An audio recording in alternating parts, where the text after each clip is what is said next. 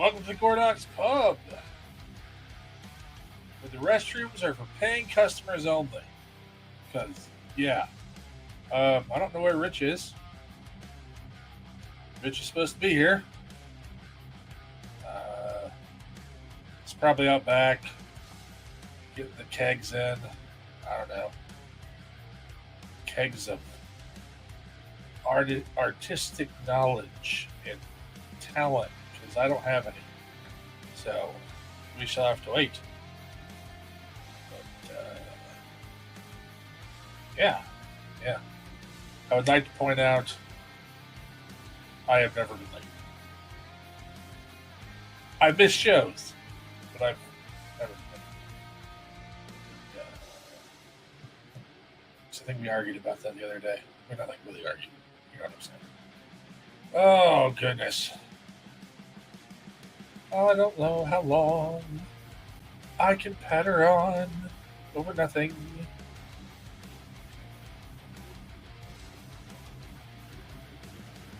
I could put a string of comments in just for grins and giggles.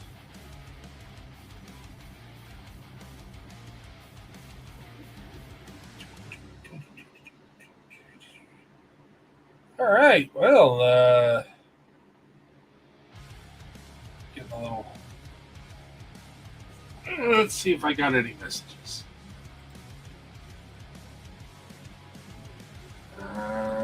Nope.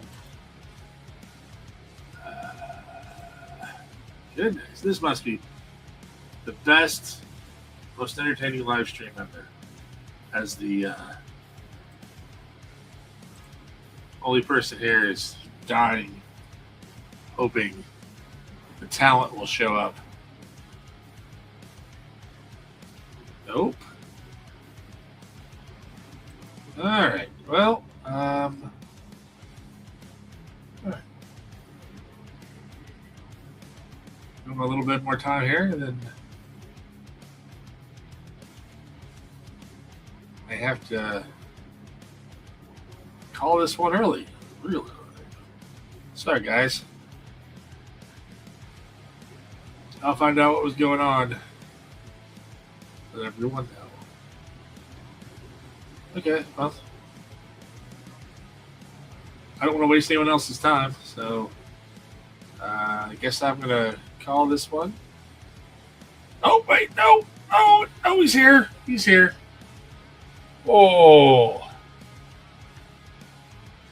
I didn't realize what time it was. Well, I'm here. I was setting up, but I didn't realize. And, I was having a conversation with my wife, which is not common.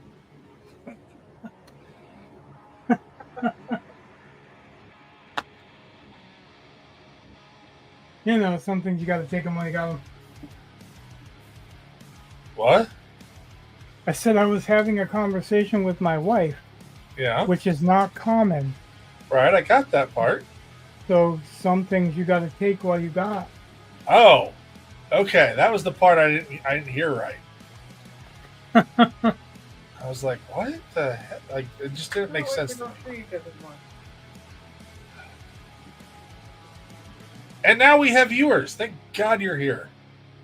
Oh. You didn't have viewers before? No. And they think that. Because you don't work well without a straight guy? I don't work well when I wasn't expecting to work. And that was a comedy reference when I said straight guy, not a not a sexual reference. Because Abbott and Costello. Abbott was the straight guy. Costello was the funny guy. For all those youngins watching. Oh, like they know that. All one of them. Oh, two of them. What's that? Like they would know Abbott and Costello anymore. I don't know. At least I think some names stick, whether or not what they did actually stick. Abbott, Costello, Jerry Lewis and Dean Martin. They're all before my time, but I watched the reruns growing up because we had nothing for choices. Yeah, that's when you used to have a relatively strong monoculture, and then when our television splintered, so did our culture.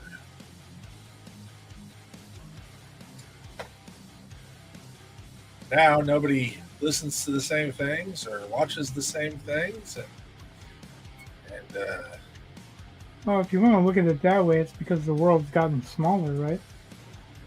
I don't know. Like, Weirder that it's gotten smaller, but I feel like less connected. I don't know. I think they're more connected. They're just not connected with good things. We didn't know, like, there was a time we didn't know what the fuck was going on in England until it actually came back to us. We didn't know what was going on in Russia or whatever. That was happening with maybe the government, but we weren't involved. Yeah, well, even before the newsreels, but yeah, that's kind of what I'm saying. The more connected we are with everybody, the more we're infected with world. What the hell is that? World. Instead of nationalism, there's globalism. Yeah, globalism. That's what I was thinking of. Globalism. Before cable news did not exist before. Like when nobody was trying to be England or Spain or any of the other countries, we were just our own country.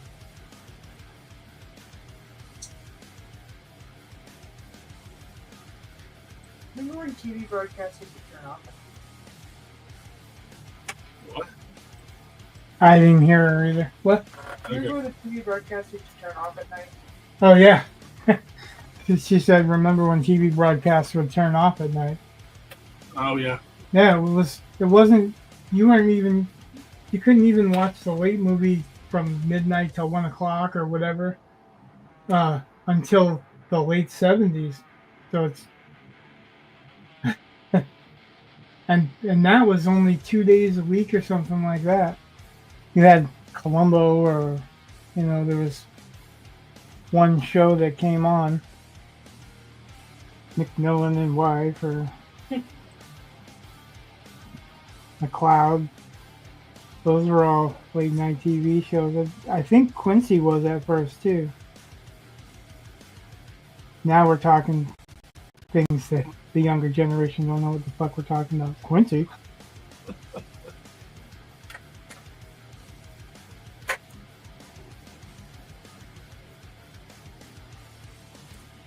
Oh.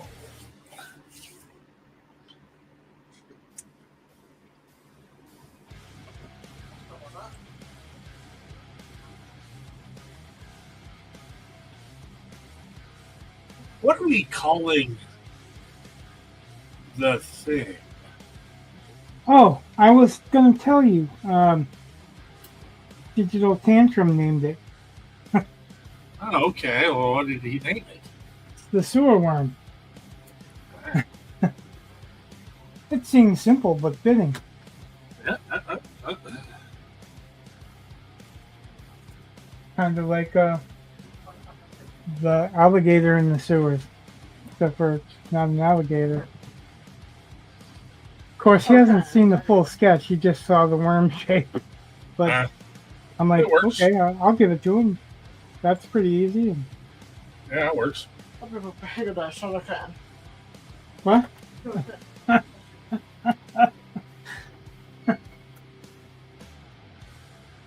So Eli comes in and shuts my curtain, the draw curtain that I had separating us. Yeah. But it didn't really. He only shut it about halfway. But that means he's going to be on the phone and probably getting pretty loud. It just, I don't know, it just tickled me, I guess.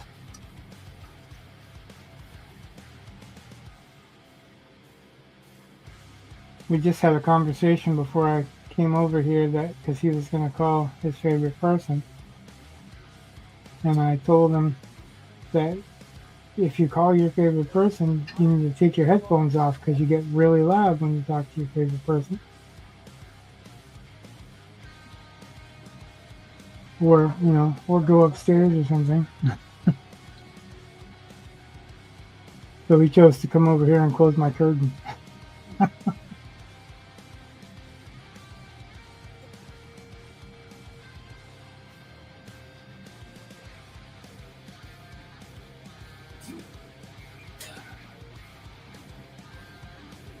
Did we ever decide what kind of visuals Mastiff has? Huh? Well, like we. Sorry, I'm just having a brain fart. Just pardon me, my old age. You mean like heat vision and stuff like that? Did we ever get an inside or a first-person point of view through his mask? Yeah, we did. In one panel, when you see the sewer grate that he lifts and the feet. Okay. But we're gonna have to use a caption there because I didn't want to try to draw it from his goggles or his whatever you want to call them. I didn't want to try to draw the inside of the mask so you see two eye slots because really that's not what it looks like if you're looking out of a mask, right? You don't see what's going on in the mask. You just see what's going on through the holes.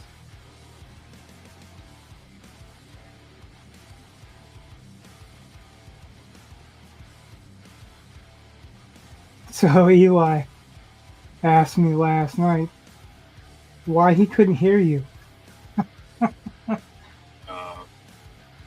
And I'm like, that's because he's in my headphones. So you can't hear it because he's in my headphones. He also asked me a couple of times what you teach, so I don't know. It's in his head that you're a teacher now. Okay.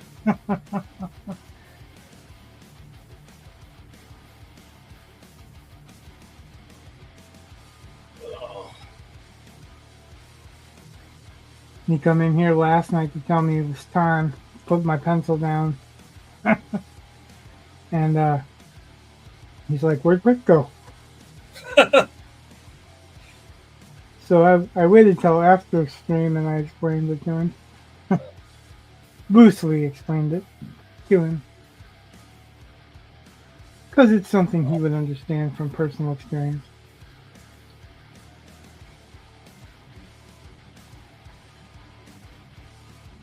I forget how many days that kid was absent. He went to school yesterday and today, though. And he was participating in gym today, so. But he sounded like. He sounded a bit like this.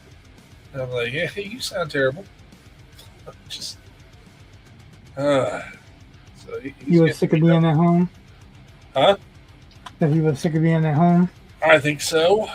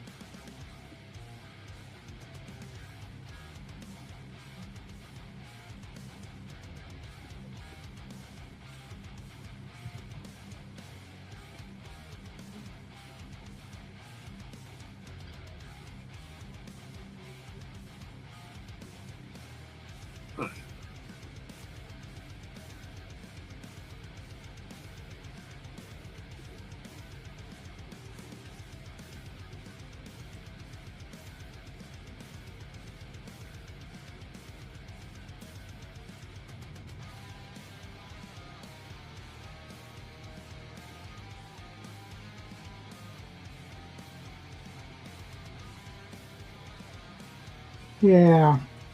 So I'm about the halfway mark of the Brothers Karamazov, Okay. and it's a hard sell. I don't know why. I don't know why at the halfway point everybody makes a big deal out of it, because it just seems like uh, two brothers and a father picking on a brother that's religious, Okay. like trying to say that because they're lecherous that it's okay because religion's not real or some shit, until they get busted in the monk's presence and then they change their story and then they go back to it later on. So it's just like they're poking the bear or whatever.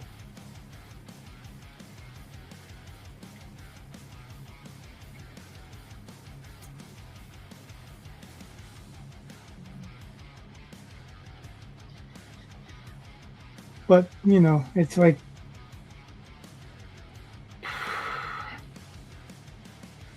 I guess about 450 pages of that so far.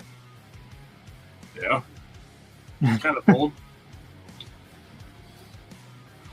Yeah, that's pretty much like there's a little bit of intrigue because there's a sort of kind of warped love triangle.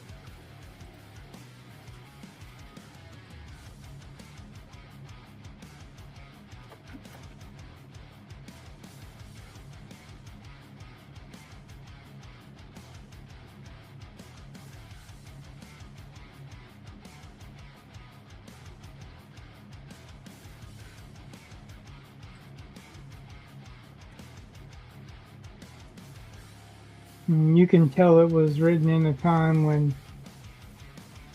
people didn't have much else to do than read. That's kind of funny.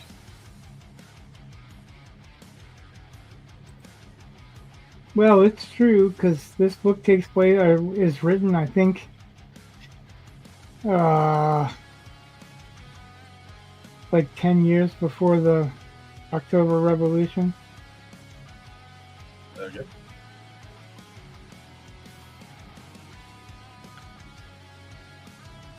But you can definitely hear the undertones uh, in the characters, which probably is reflection of the world he was living in, right? Yeah. Because pretty much all of the characters have some, not outright criticism of the government, but they're all talking about the bad things about the government. Oh, yeah.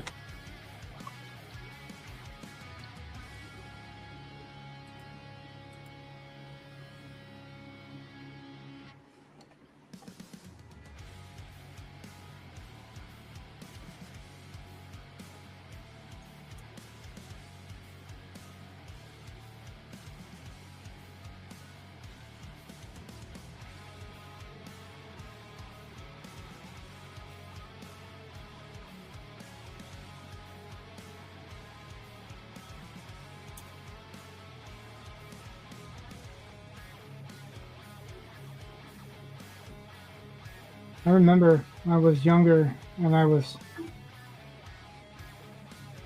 pretty much delving into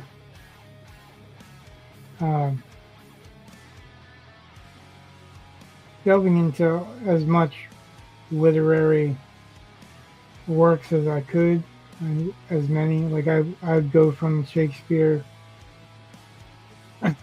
on my own. You know, nobody told me to go through Shakespeare. They didn't assign it to me. I just was curious about it and started reading it. You know, but I had a copy of the Brothers Karamazov in paperback then, and I started to read it and I was like, yeah, I can't do this. But you know, I thought maybe it was intimidating on book size or whatever at that point in time.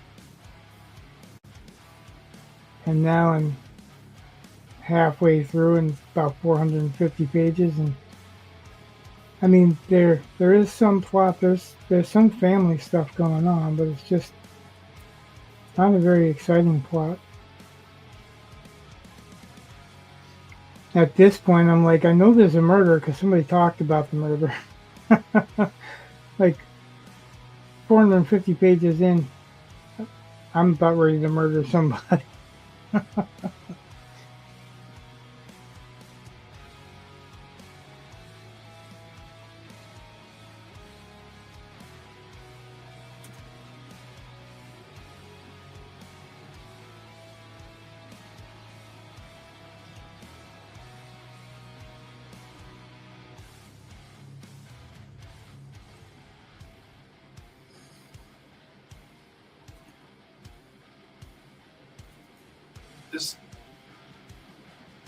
Is there a term for?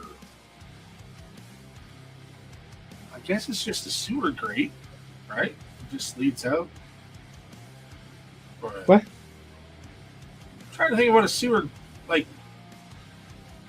don't worry about it. It'll make sense. Well, you're talking about where it would empty out. Yeah. Yeah, there is a name.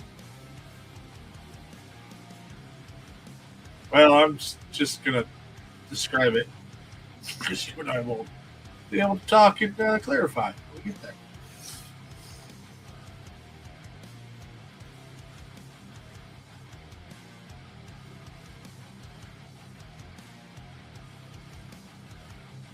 There is a name.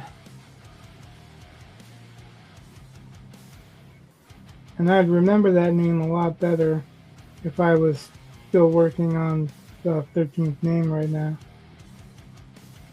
Because I used it a couple of times. Well, it doesn't really matter as long as you and I know what we're talking about. Right?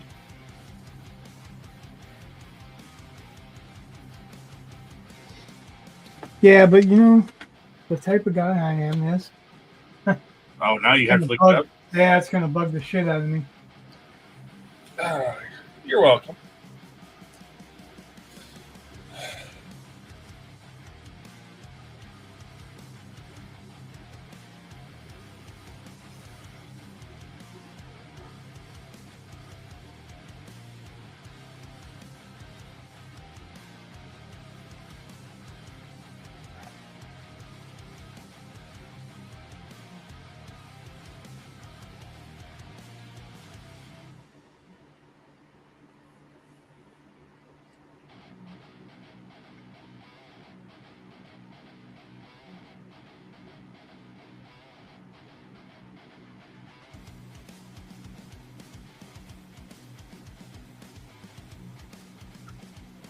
Huh.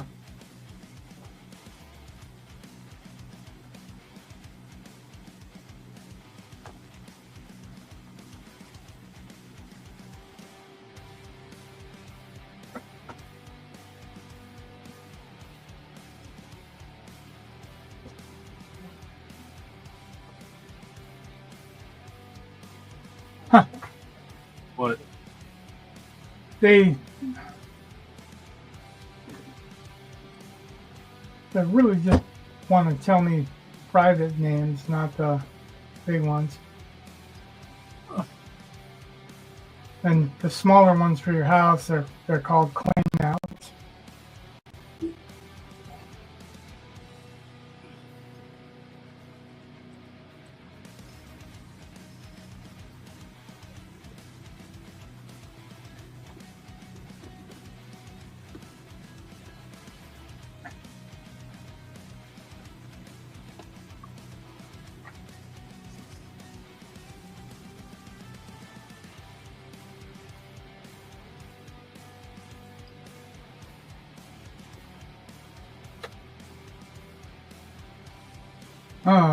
Hmm.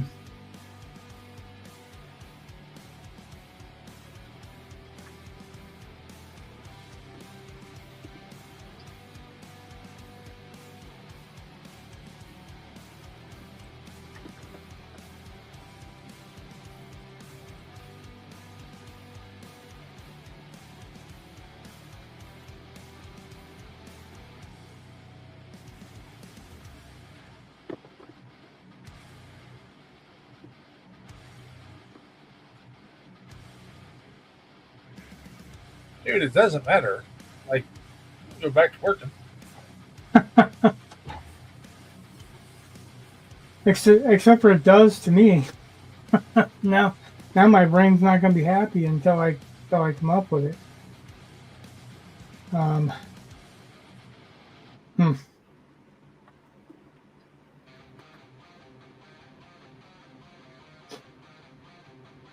Yeah. I am gonna have to come back to it because it wants to be stubborn, and the one that I'm using doesn't have the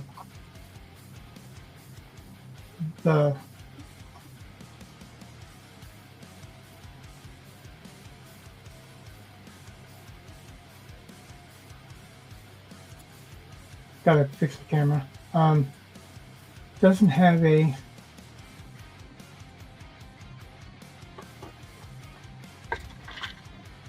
decent search engine. Oh yeah. It pops up with like an AI answer and a couple of links, but it doesn't have very much ability to distinguish what you're trying to say. Yeah.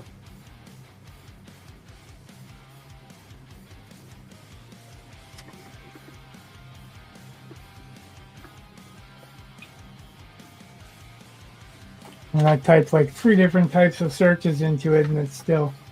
So, I don't know if you know this, but anyone that's watching that's interested in the process here is, as you see it, it's progressing from dark to light to dark to light to dark to light. There'll be some darkness in here, and then there'll be a light edge, and then dark, light, and then dark. See what I mean? So it's dark, light, dark, or light, dark, light, dark, because those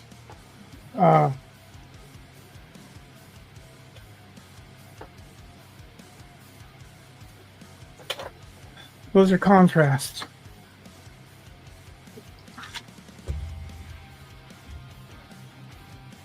Yeah, we had a discussion about what the water is that's splashing around here.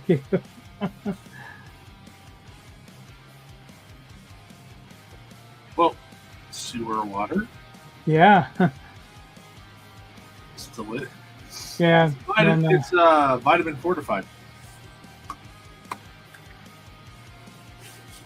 Yeah, Adam asked. So is he biting into the sewer worm? And I'm like, yeah. And he's like, so he's got a mouthful of poopy? And I was like, no, he's got a mouthful of poop juice, maybe? Sewer juice. I just But that's qualified because we're not for sure if it's his mouth.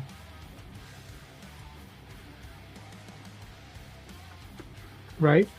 right. It seems like his mouth because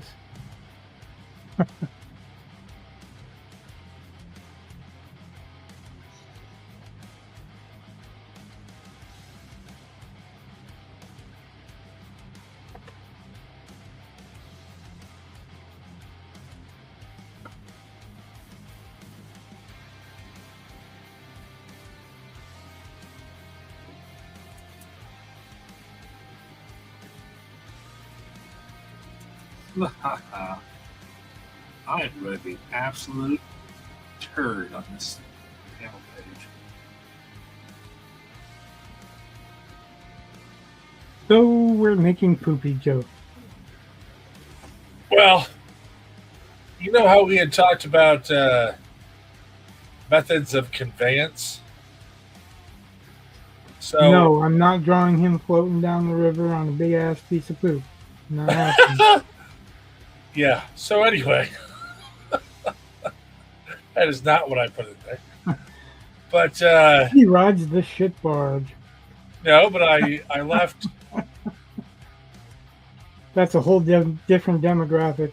Yeah, I basically left both of the prevailing contestants for what we're going to use. I put them both in because we're not. And then when it says Mastiff grabs a ride, that way you can decide what you want to draw.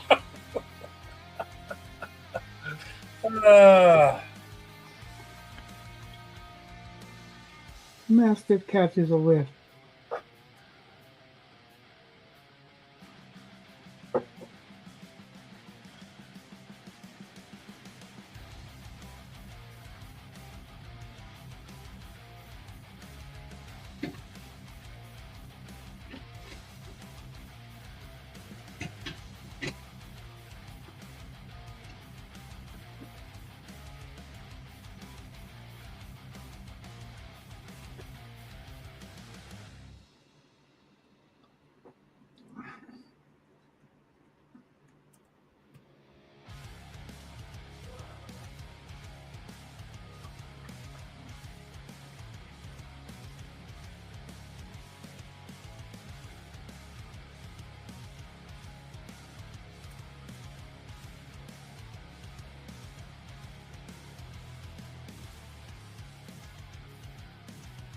We're not cursing in this book, right?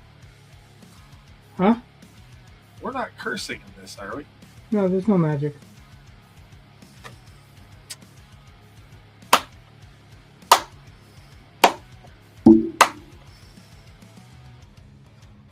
I actually really like that. I'm going to tweak that and use it someday.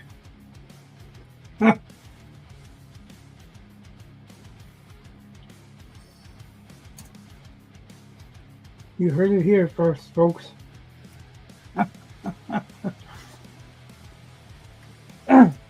You want there to be cursing? I mean, do you want there no, to I be just vulgarity?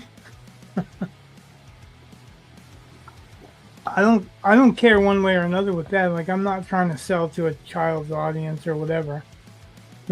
It's too late now. We've got some sexual temptation. We've got we don't bloody violence, shitty violence. No, I'll just We've got name like the one page without something that's adult themed in it. I was going to call it your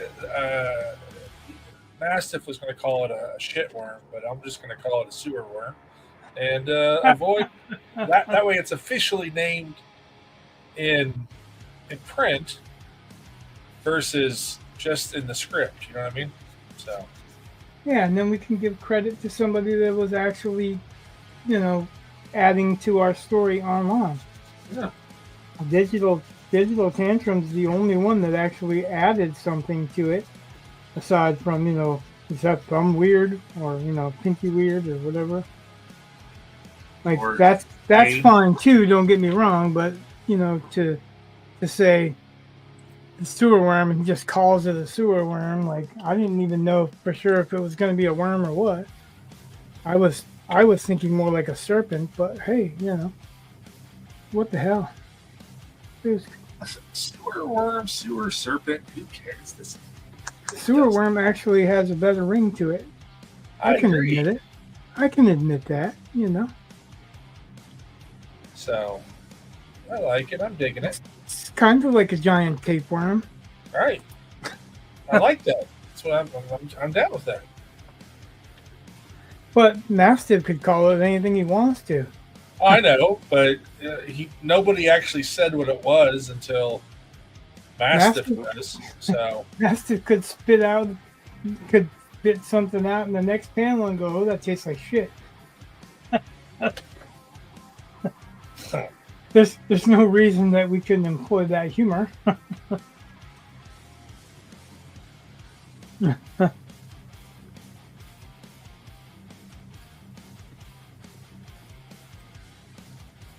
So there is a tank on this guy's back. I think it won't be a round tank like a scuba tank, or maybe like a flatter version like a rebreather. okay, Just because he's working in the sewer and yuck. yeah, that's fine.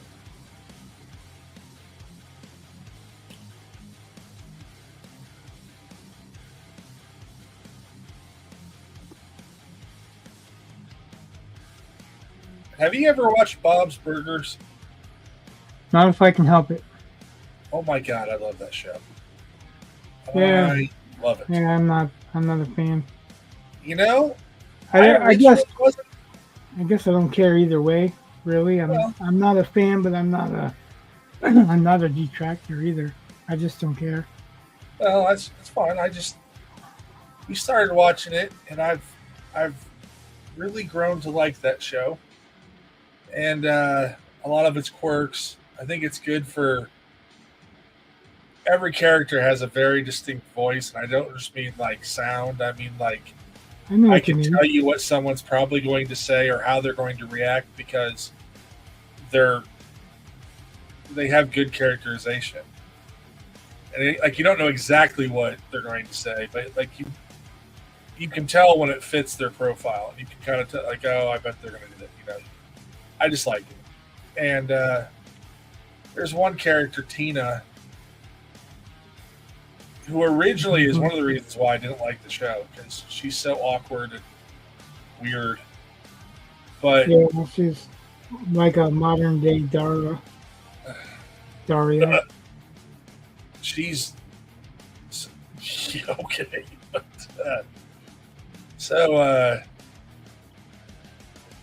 her voice, and then she's always talking about her erotic fan fiction of whatever, erotic horse fiction. I mean, it's highly disturbing. But now, I was thinking about that waste manager guy, and then I could hear it in Tina's voice talking about how she wants to write erotic fan fiction of the waste manager and his worm.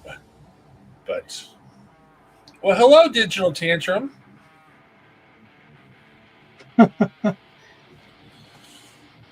Apparently, he sold.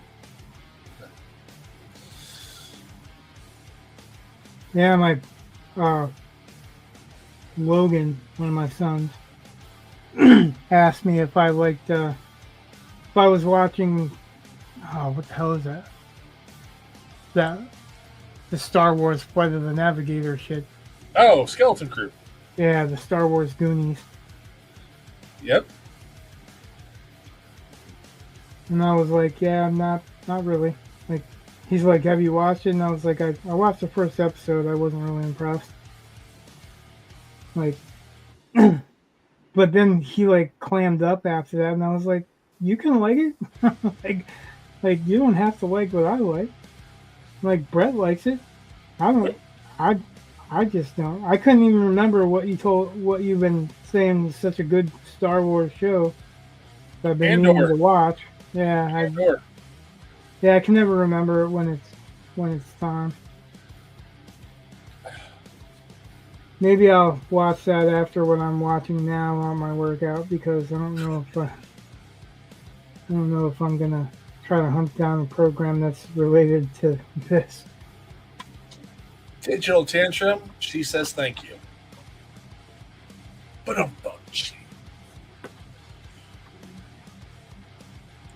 he said hello. I came in at the right spot.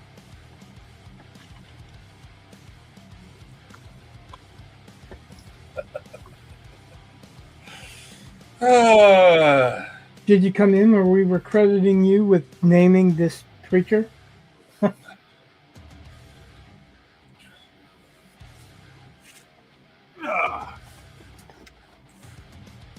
Yeah, I don't think it actually. I can check if I ever actually, other than Demigorgon. Yeah, I just said giant eel leech monster. Very spermy looking. Those are the artistic notes I like to give my artist. Which I just, I really didn't want to draw sperm and floating in shit. a big spermatozoa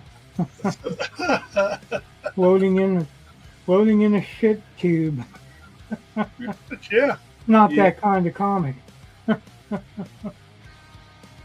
And you're worried about cursing.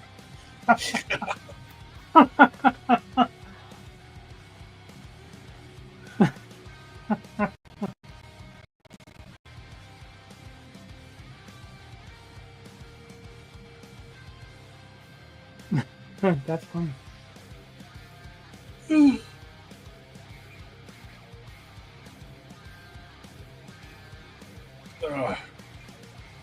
Yeah, at the end of seventh period, which is my last class, the phone rang, and it was the secretary, and she's like, "I'm trying to get a handle on tomorrow. We've got 5 people that are going to be gone already. Can you cover some on second period?" That's my prep period. In the back of my head, I knew damn well the answer was no, but I couldn't remember why, because normally I just say yes. But the reason I was going to say no, because this happens kind of a lot, was I have to give up my lunch tomorrow too.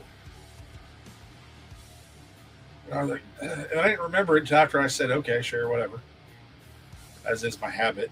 And now I'm looking forward to tomorrow so much, where I never, like, I don't even think I get to eat lunch or anything. It's going to be a long day.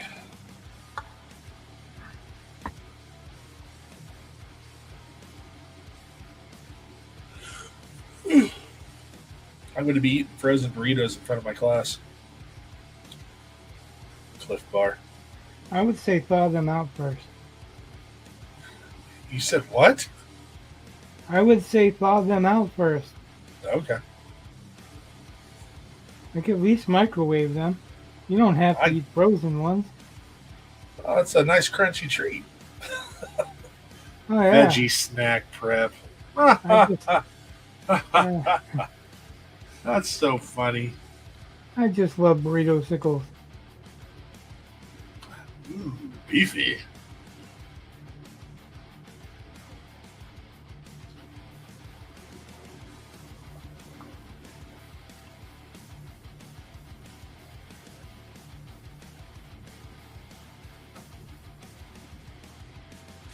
Fart tarts. Yeah. Yeah.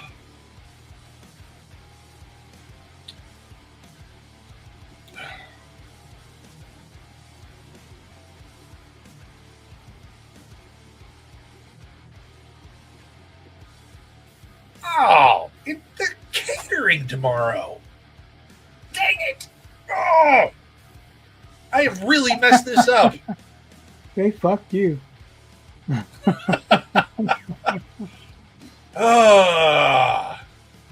I'll probably just, because some college is catering it for some reason, and a lot of times that means pizza. I'll just go grab a piece. Maybe this will work out better than what it would have. Well, that's better than a burrito sickle. Oh, you've never had burrito sickles like this. No, I have a microwave in my classroom. Uh-oh. Are you going to bed? Yeah. I mean, it's not. Oh, you didn't even bring me a drink? No. Oh my God. I'm up here doing the Lord's work and talking on screen. Your microphone on? It's all right. My midstream stroll will take care of it, babe. I don't know which Lord, the algorithm. You better not tell her about the sperm swimming in the shit pipe. Or coming in at the right spot. I'm just saying. There's no right spot to come in with the shit spot. The shit pipe.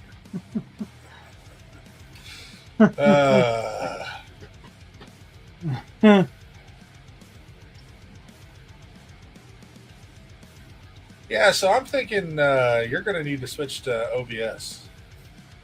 Well, Jake actually hunted down a couple of different other sites than this one. Oh, yeah? And one of them, like Streamlabs, is one that I've heard of already before. Yeah.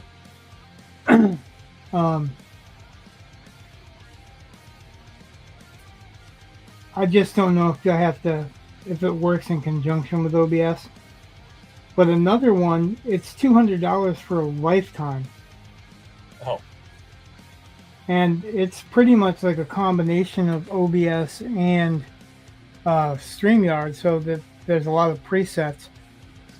And if you pay the $200 lifetime thing, you've got an unlimited amount of cameras you can put on there. It's pretty much unlimited as far as what the definition is that you can get. I'm going to move my mouse, so I'm probably going to shrink for a second. But Okay. from what I understand, because when I got the update that they're more than doubling the price, because they separated those two functions out. Oh, nice. And then, but they also were supposed to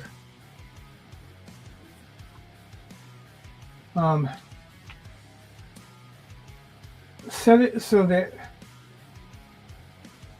the definition can be higher now. Okay. Let's see. Let's test it. No, it's not. This should be higher. That should be a better definition. Okay.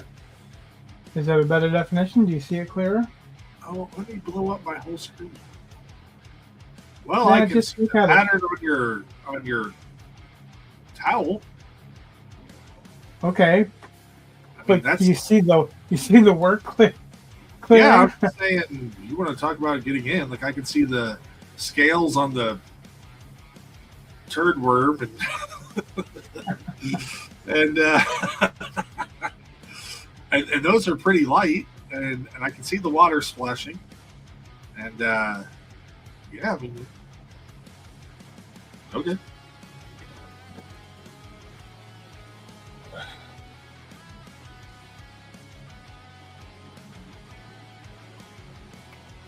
All right, well, that's cool.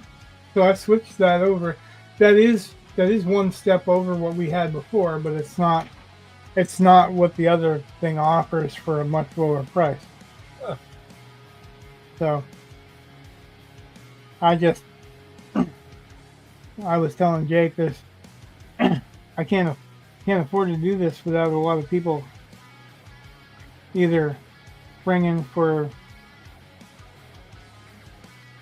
some artwork or giving, enough support. But we lost like 3 viewers last time, so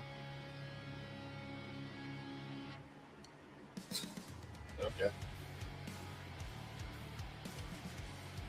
we're not getting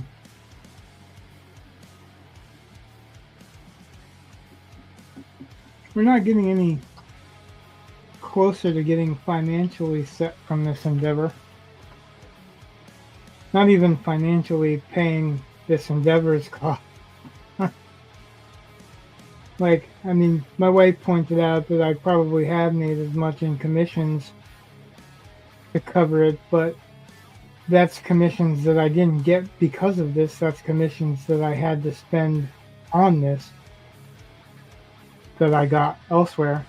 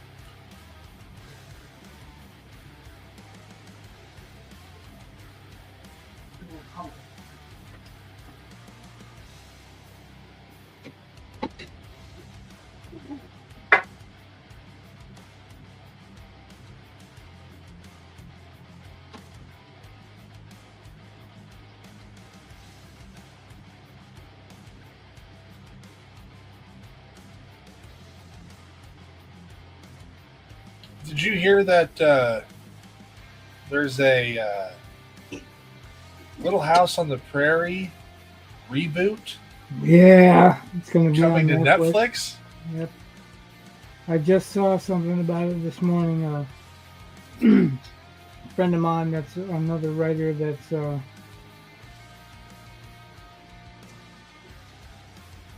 more Christian based writer. Yeah, but it's Netflix. Was, yeah, that doesn't matter. I'm saying that's where I heard it from. Oh, Like I wouldn't have normally been like, oh, Little House on the Prairie. Like, I don't give a shit.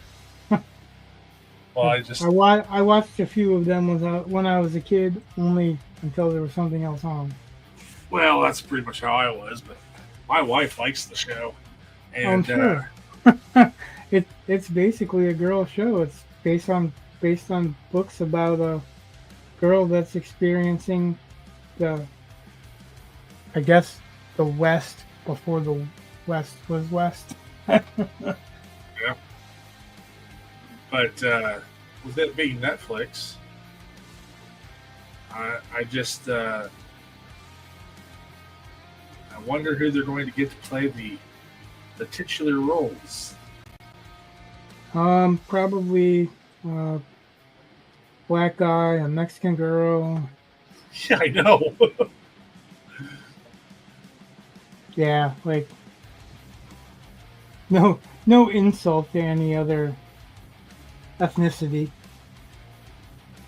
but it's about a white girl and all the things that she learns, and some of it's like her learning to not be prejudiced too, right? At least in the episodes I saw. I didn't read the books. My wife read the books.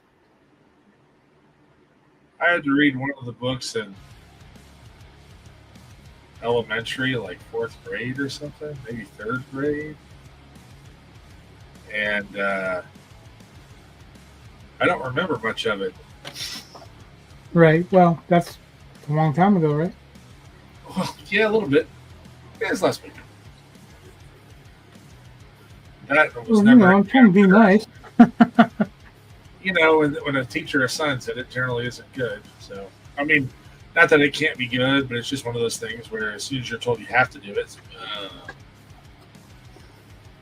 I don't know. Like, I pretty much got into reading heavily because of a teacher assigning me stuff to read. But to be fair, that was he didn't assign us a whole bunch of books. He assigned us Ray Bradbury stories. Yeah, see, that's one of the things that I have harped on for years. Is you look in these textbooks and everything is almost always super safe, and it's always about like your feelings, and it's very female centric, and I've always thought it's like, well, okay, we already know guys have a harder time reading because they see it as a girl thing, and then we have all these things that are just not oriented for boys, Right. and then we wonder why they don't want to do it. And it's like, yeah, gee, I wonder. So if we could, let's just like, oh my goodness. So every other Monday we go to the library, and while we're in the library, I take over the librarian screen and I play the vocabulary videos that I've been making. And one of them, I don't remember which one it is now. But one of them had kind of a James Bondy feel to it, but it was sung by a woman. Like, it was kind of like a James Bond theme song, sort of. And so I still use kind of cartoony images of girl, like, super spies. and it's nothing sexual or at all. It's not like that kind of James Bond thing. It's just, but they're running around. They're got, I guess in a way, Charlie's Angel type, with the guns up and all this stuff. Yeah. And someone's like, "Are you sure you're allowed to show something with guns?" And I was just like, "Oh my." I'm not showing violence. I'm not showing someone getting shot. I'm not showing someone even shooting someone. And you're asking me if I can show 12 and 13-year-olds a picture that has a gun in it. And it's a silhouette at that. Like, this is what guys... Can they look at cops? Oh, I know. Like the cops in the building that have real guns? Yeah, those things.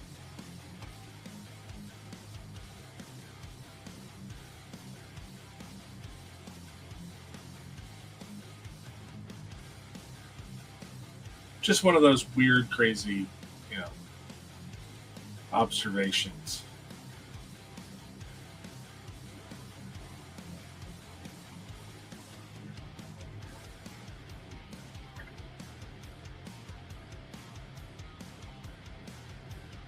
Yeah, thank you, Digital Tantrum.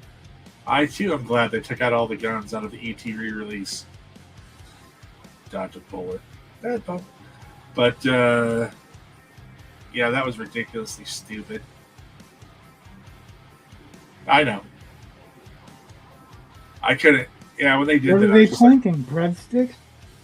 No, they put flashlights in. So they're pointing flashlights at them? Stop or I'll blind you. Pretty much, yeah.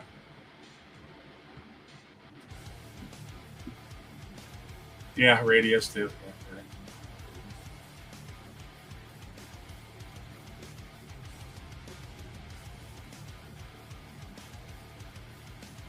Which I kind of find funny because I don't think any of my students have ever seen E.T.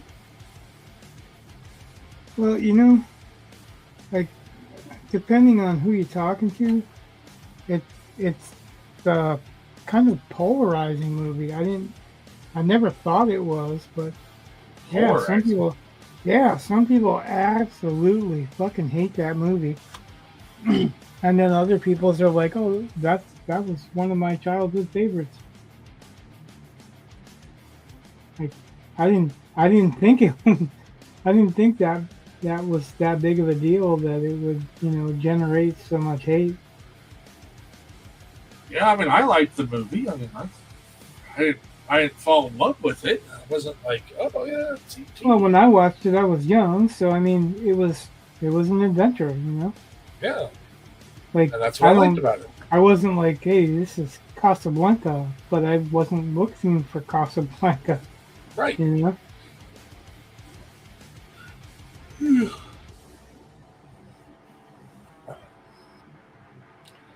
Oh, who's the little sister that's in that I never liked? Drew Barrymore? Yeah. I never liked her acting stuff. And I recognized it when I saw E.T. I was like, I don't really like this girl. She was fine in 50 First Dates, and I've seen her in some other things that she was good at. Poison Ivy. Well, you say so. But, well, I mean, yeah, she was supposed to be a temptress, and she was a troublemaker. So, yeah, I mean, she was fine. Definitely was not. It's just like, there was a certain time where, like, every teenage girl part had to be Winona Ryder. And I was like, yeah. In fact, up until I saw Stranger Things, I would have said I've never seen her do anything I really enjoyed. Oh, I liked her in Heathers. What? I said I liked her in Heathers. Oh.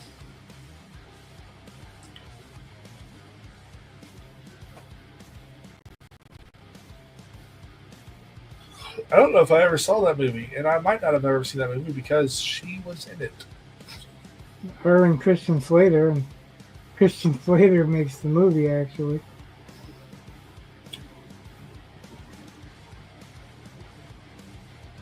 I guess that's arguable, but that I enjoyed the movie because of Christian Slater's role, because he's a downright fucking psycho. but he doesn't come off as a psycho. He comes off as a cool kid until he becomes a psycho. Yeah. But it's almost like psycho comedy.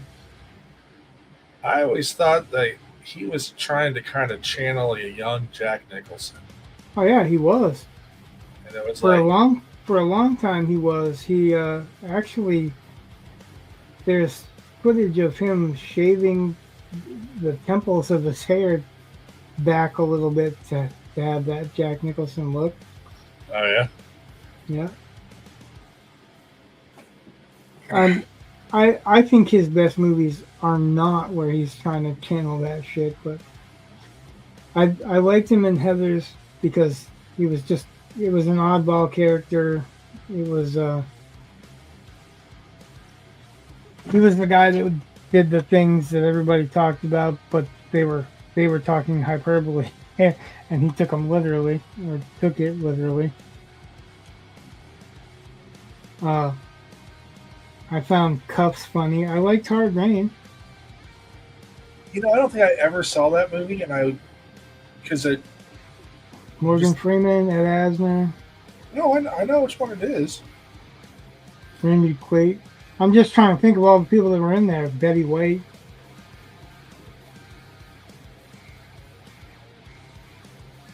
I would say I'd Now, look again, it's not like the greatest movie ever made or whatever, but it's kind of a fun movie. I think Minnie Driver's in that movie.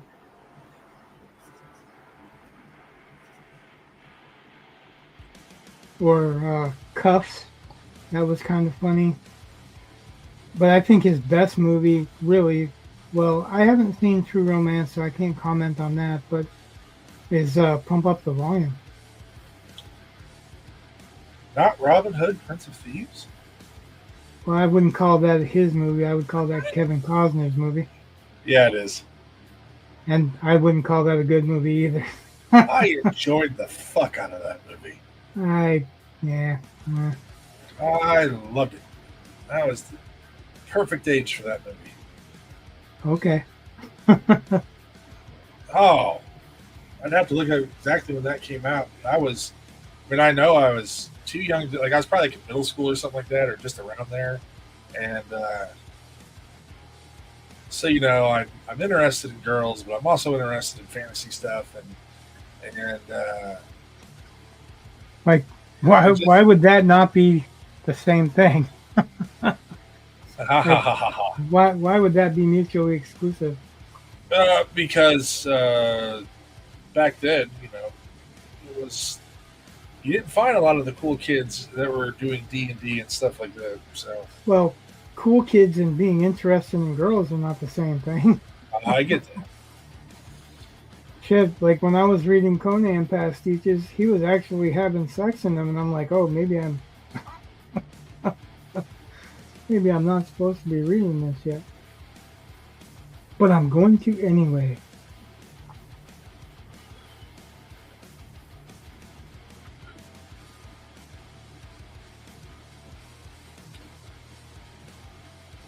It's one of my favorite lines was when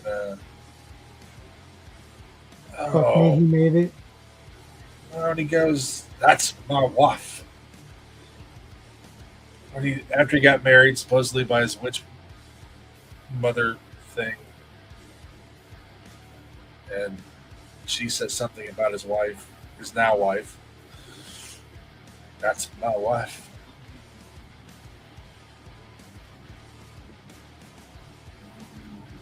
Who? Oh, who was the bad guy in that? Was that Professor Snape? Yeah. And at the end, after he gets married, in that rushed sham marriage, his mom, that witch, is there, and she's saying something, I can't remember exactly what she does, but she does something kind of shitty towards the Maid Marian, and the Snape guy is like, "That's my wife." I've just always thought it was funny.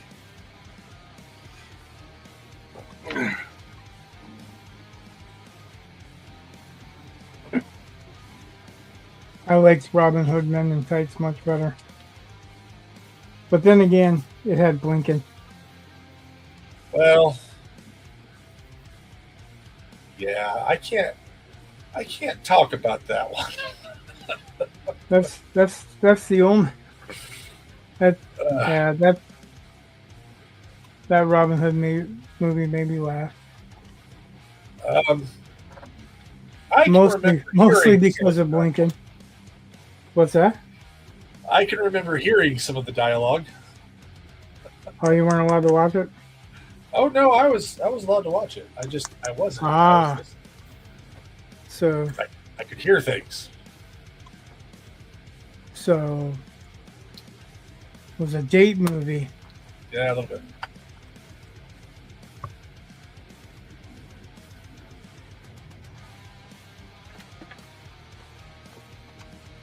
Okay.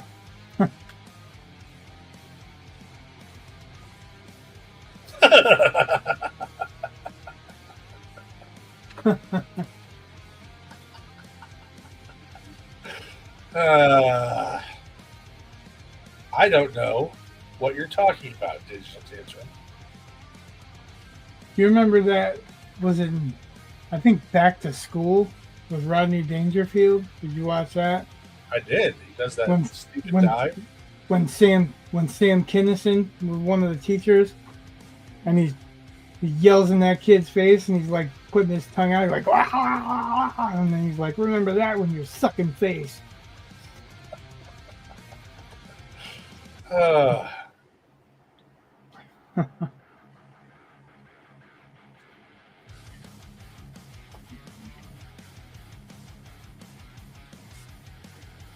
oh.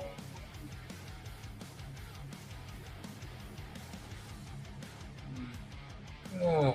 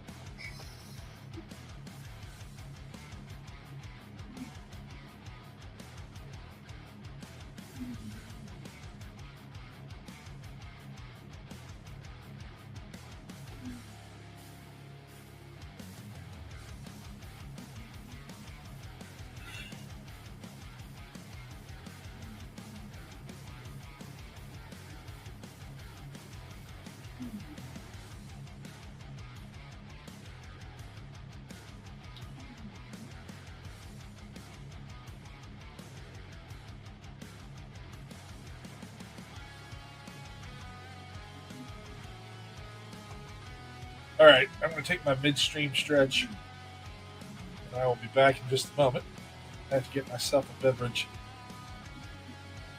as well as take care of a beverage. It's the sewer worm. Anyway, I'll be back in just a minute.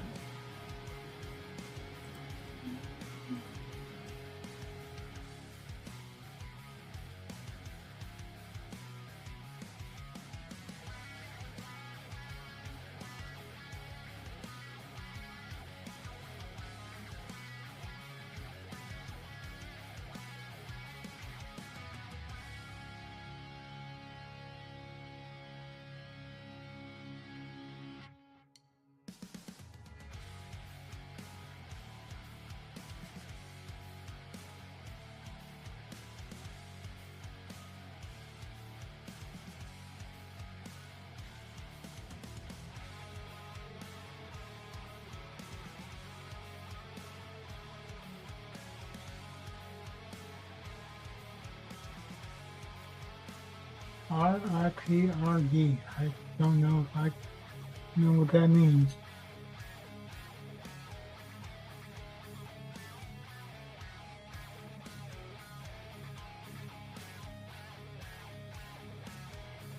Ah.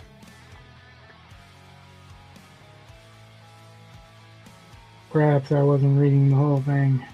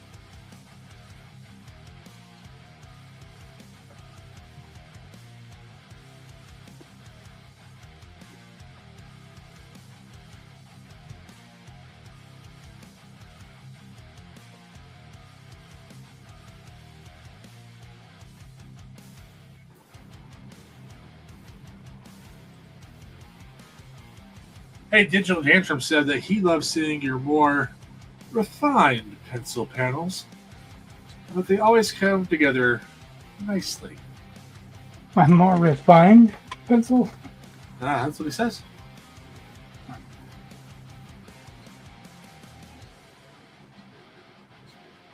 Yeah, I guess what you mean is more finished.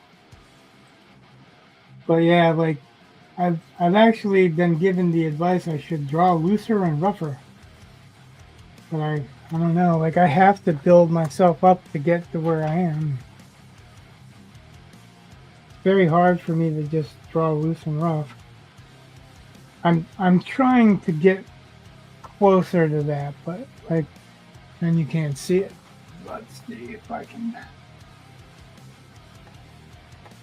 Like these, they're going to be vague, so I actually want it to look almost childish or vague, and a vague impression of what's going on there.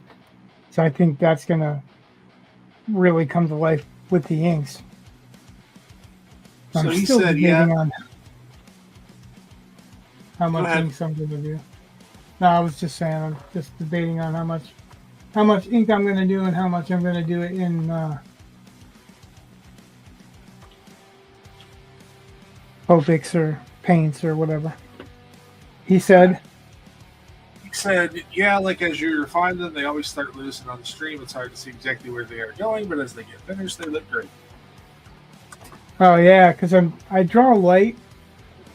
I'm used to drawing really kind of light and then not committing dark lines until I know exactly where I want everything.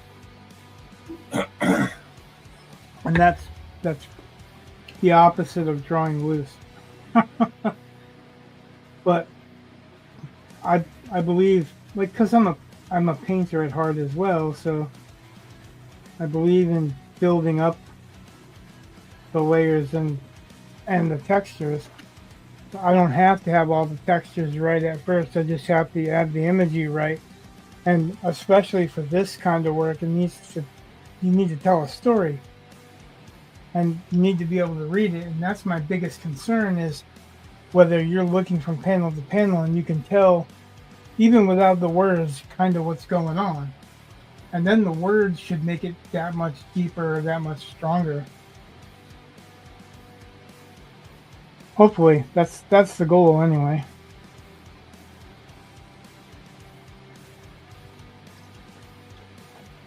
But thanks for the compliment. I know I'm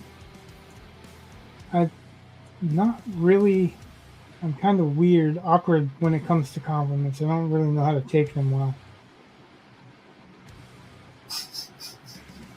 I mean, like I appreciate it, and but it just sometimes it doesn't sound like I appreciate it. It's just that I don't really know how to take a compliment. Like I'm so used to being on the other end of the stick.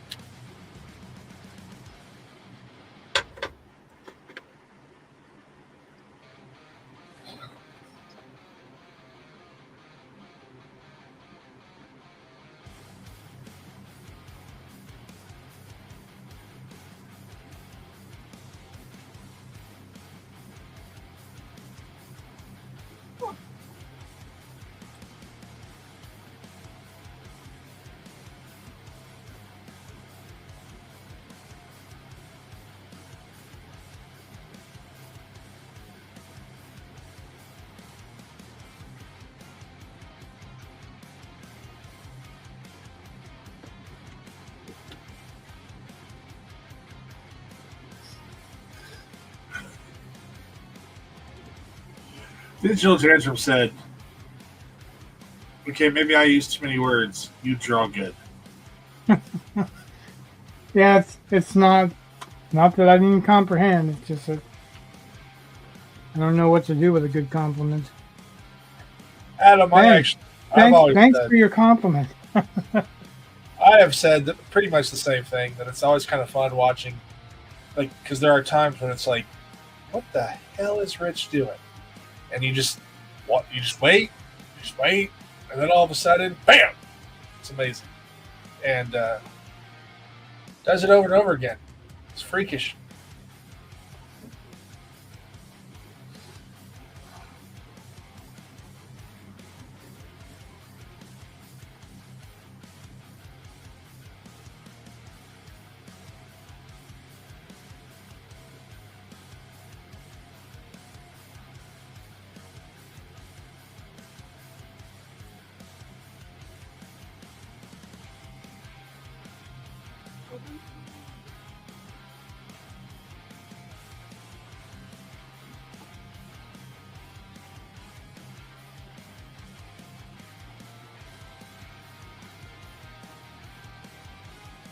Oh.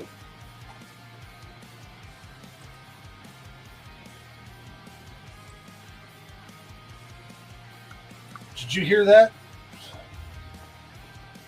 What is that? An essay on the night witches of Russia? No. Okay.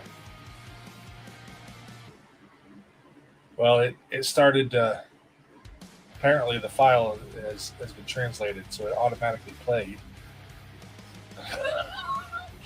So it's on a different tab, and I can't see like the progress. I just figured whenever it gets done, it'll be done. So it's done for after the show because I got to upload. I don't have to, but I'd like to upload tomorrow's reading selection, the audio for it, tonight, so I don't have to do it in the morning. Ugh. That'll be the last video I have to make for a day or two.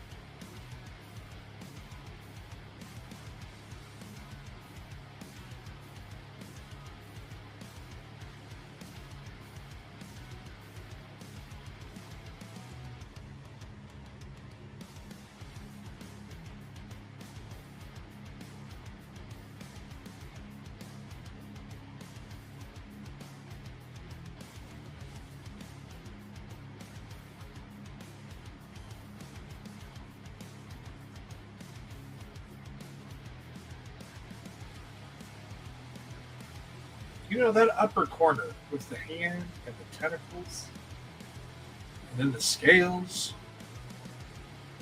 That's just good detail.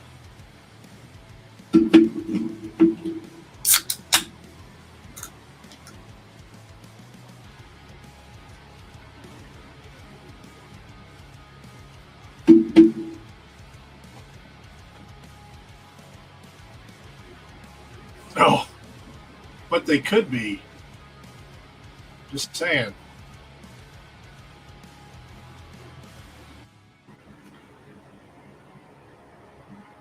If they want to sponsor, we'll draw a can in the background somewhere, or that'll be Mastiff's favorite drink.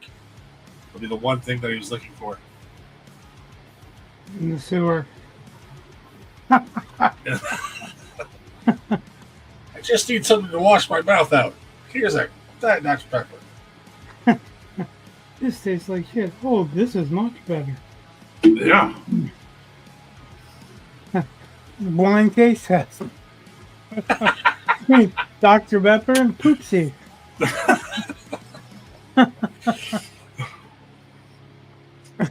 Oh, shit. Go ahead, say it. Shit.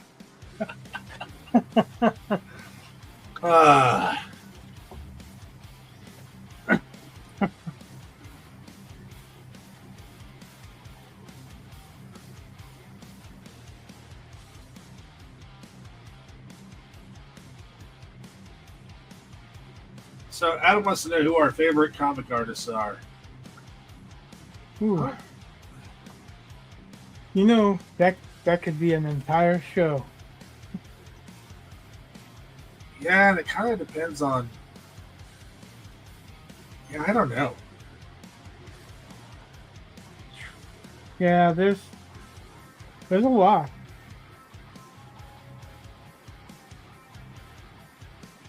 John Buscema probably is. Ooh, he's one of my top 10.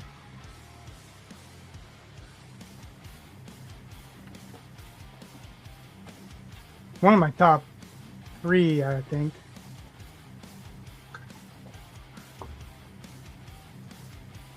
Neil Adams was really good too. My favorite comic book artist is Ridge. See how I did that? Like you.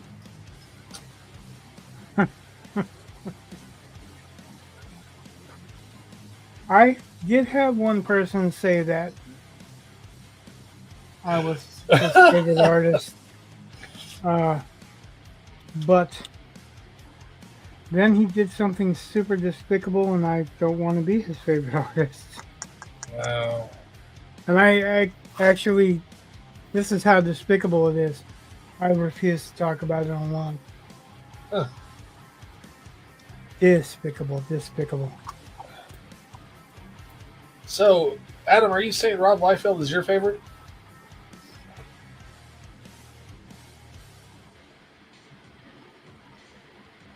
By the way, your camera readjusted. Yeah, because I'm typing something. Oh, well, I didn't know why you put Rob Liefeld. I was just...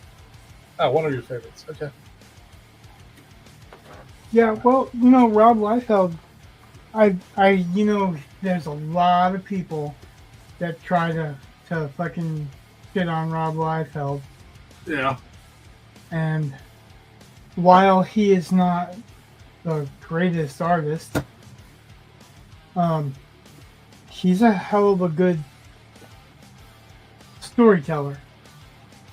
Like, he's got dynamic characters. There's a lot of movement through his stuff. A giant chest on. Well, you know, he's not, like I said, he's not trying to be realistic. That's true. Matter of fact, if you watch, he was on the program that Stan Lee had. Him, Todd McFarlane, Jim Lee, Mark Silvestri, Will Spartaccio, and Will Eisner. And he and Todd McFarlane were talking about how they're not trying to be realistic. They're cartoonists. They're telling a story through cartoon medium, and that's true. Um, a lot of people don't look at it that way, but it is true. McFarlane, if you look at McFarlane's older stuff, he just he he drew a lot of stuff in ink with like Spider-Man, and then he kept drawing on it. You could see that he kept adding lines, and he calls them like sexy lines or whatever now, but really what they were is they were covering up for the fact that he didn't know how to draw right proportions for a leg or whatever, so he just didn't. He wanted to make his character, we've discussed this before, look like when he had Spider-Man, he wanted to have Spider-Man look like a spider. Like he wanted him to be reminiscent of a spider.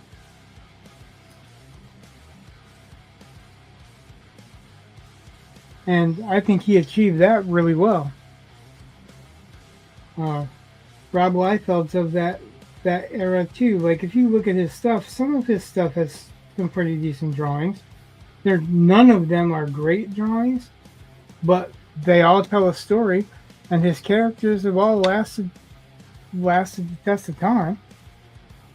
So I mean, I guess that's all I got in defense of Rob Liefeld, because he's not one of my favorite artists, but I definitely see the value of what he brought to comics. If you look at Jack Kirby, this is a good for instance. If you look at Jack Kirby, and specifically Doctor Doom, because I really like his Doctor Doom, but if you look at his Doctor Doom, he never draws Doctor Doom's face the same twice. There is no consistency in Doctor Doom's face other than it's an iron plate or a steel plate.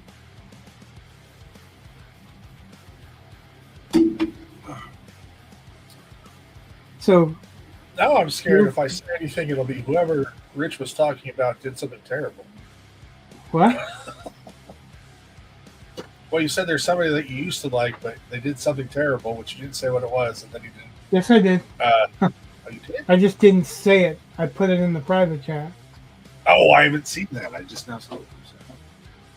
You'll understand when you see it.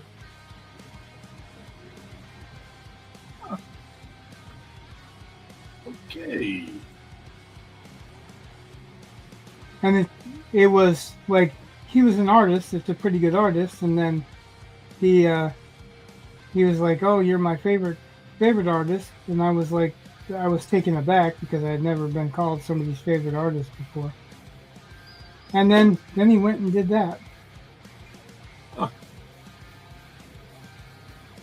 So that kind of took away that that special feeling of being somebody's favorite artist. Yeah.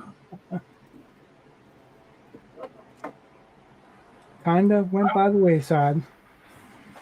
I think, like, if I'm thinking about my favorite images that I really liked from when I was buying comics, Mark Silvestri was always good. Mark Silvestri is definitely one of my favorites. And he turned me down once. I just like his stuff with 𝕄𝔸𝕊𝔽. I just really, I dug their look a lot. And, Yeah, his run on X-Men and Wolverine. yeah, it's just neat.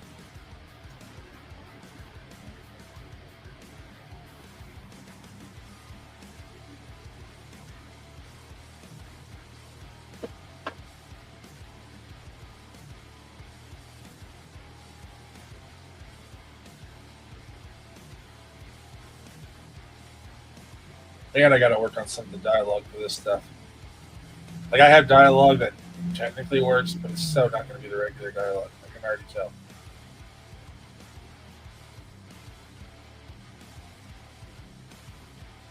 Ugh.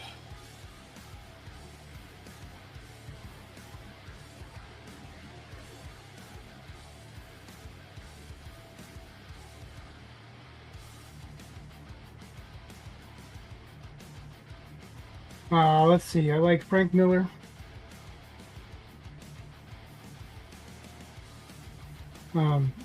Frank's newer stuff is not the same, but he had a stroke, you know. So Yeah. I don't, you don't judge him by that. What he did before, his body of work is incredible. As far as storytelling, and that's when it comes to comics, that's the thing. I mean, if you're doing sequential art, you're first and foremost telling a story, and if you can't tell a story with the images, then you're not a good comic artist. You can be the best portrait artist or whatever, but if you can't tell a story, a believable story, like I don't think you have to get like all the cars exactly right or all the muscles are exactly right. That was my defense of Rob Liefeld. You don't have to get them exactly right. I mean, I would probably have not turned in that Captain America cover that was so controversial, but it's worth money now because it's controversial. So, who the thunk, right? Yeah. As far as like Frank Miller's Sin City was awesome. He has the ability to really kind of move. He has the ability to create some emotion. Like if you read the. I'm trying to remember the name of it now. Holy Terror. Like they tried to cancel him over Holy Terror, but that was his reaction, his way of dealing with 9/11, because he was in New York for 9/11.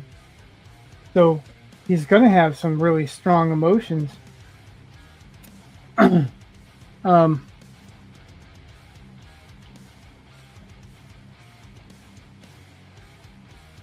I love what he did with Sin City, Ronin, Batman, Daredevil. I mean, he had such a versatility in storytelling that he pretty much works best on his own stuff. Like if you just let him work out what he wants to do with a character and leave him the hell alone, you're going to probably come up with something pretty damn good. Like when he changed Batman for the rest of time. It's never going to go back to Batman looking out of the panel and telling kids not to smoke cigarettes. That's never going to be Batman anymore. Like Batman's not wearing blue and gray anymore. That stuff all changed because of Frank Miller. Even though there have been a lot of comic artists that drew Batman that called up Frank and told him that he ruined the comic or ruined their hero or whatever, but Okay. I don't think so. I think Frank has a different raw type of approach where I don't think he's looking to be shocking, but he's looking to be realistic. Like they call it gritty and all that, but when he took over Daredevil, when he changed Karen, he was like, Daredevil's got the perfect way. He wins in court. He wins on the streets. He's got the perfect girlfriend. Like, there's no fucking way. There's got to be something wrong. There's got to be something that goes wrong. And as storytellers and writers, we know that if nothing goes wrong, there's no fucking story, right? Right. Why should I be interested in the story if the character has no adversity? And Frank Miller just dropped adversity in his character's laps, and then on their heads, and then in their faces, So Frank Miller is definitely up there on that list too. But like John Buscema took Jack Kirby and then created the Marvel style, but I loved him for Conan. Like he did Thor great, he did Silver Surfer great, did Mephistopheles great. Pretty much everything he did, Submariner, everything. But there are different stages of when he was working, and as he grew as an artist and as comics grew with possibilities, you could see his work change to reflect that. But what I still haven't been able to do, and what I would really love to most emulate about John Buscema, is to simplify it to the point where you don't have to draw the muscles. You can do just a couple of shade lines, and that muscle is readable.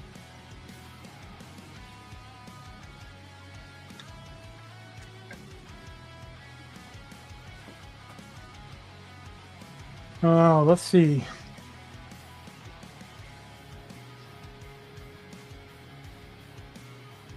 I like Mark Crilley. He's a great storyteller, and he's one of the very few American manga artists. He puts out stuff through Dark Horse. He teaches perspective, and you can see if you follow his channel or follow his other work, he's got quite a bit of versatility as well.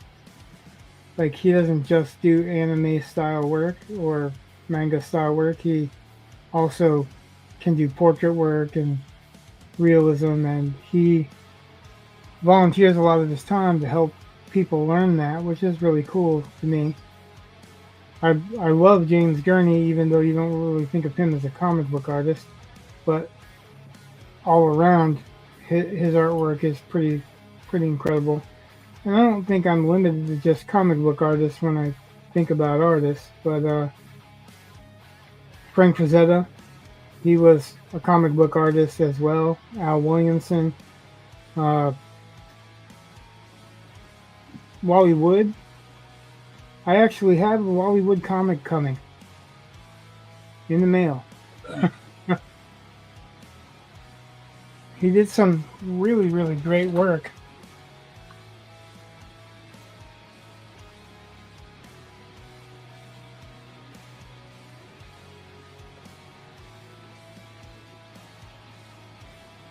And obviously he did some work that wasn't as good because more than likely it's probably time limit, but Wally Wood was really good. I mean, he was one of the original artists for Daredevil. I think he was the original artist for Daredevil.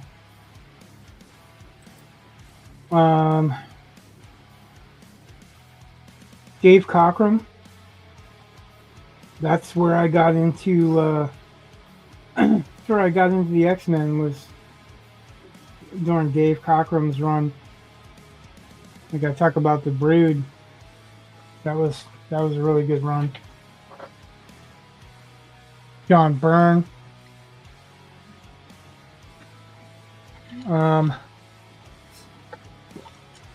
Dale Keown is one of my all-time favorite artists. You can tell, like, anything big and muscular, and that's where that comes from. I really like Jim Lee when he's at his best, but there's a lot of times where you can tell he's almost just phoning it in. His style is so popular now that he just does really quick scratch work and everybody buys it for whatever. So it doesn't seem like he tries to explore much anymore. But when he was exploring, like when he was doing Death Blow, and he had a totally different style for Death Blow than he did for Wildcats, and when he did the Punisher, he actually had a different style when he was doing the Punisher than what he did when he was doing the X-Men. And the Punisher was wearing black costume, and the X-Men were wearing dark costumes as well. But he used different methods to get different effects on them. Yeah, Frank Cho's really good too. I like to watch him draw, actually. He does these like 15-minute drawings. 15 minutes to half hour. I've got him in my feed, in my Facebook feed, and he'll draw like a woman or the Hulk or whatever on this big piece of paper, and just the way he constructs them, it's just so interesting to watch how he constructs them. Adam said he watches those all the time too. He's a really skilled artist. He is. I like Jay Lee as well, but Jay Lee is like definitely has his own style, but it's kind of limited to that style. I've never seen Jay Lee kind of step out of that, although it's a very distinctive style.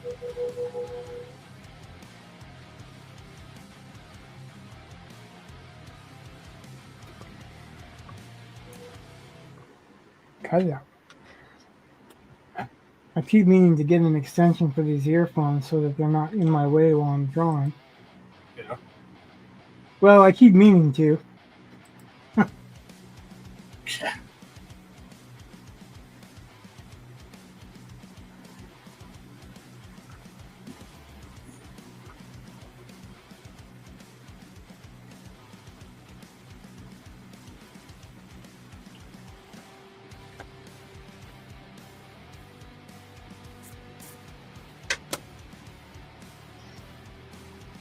Yeah, I love Will Eisner's work too, by the way.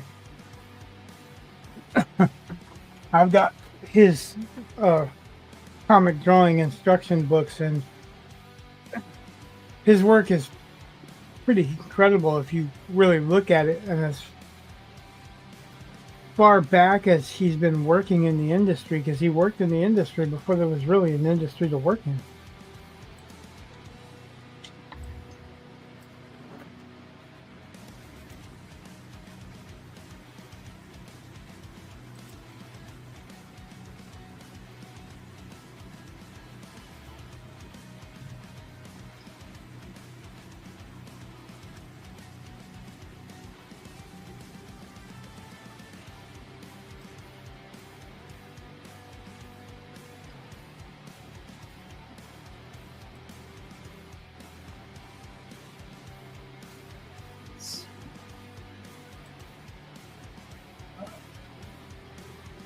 Keep calling this guy waste management, and I keep wanting to say John Gotti.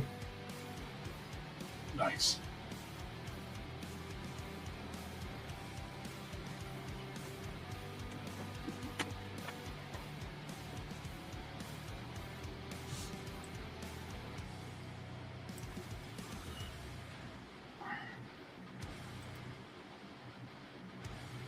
Oh, let's see. Other artists that I like. I'm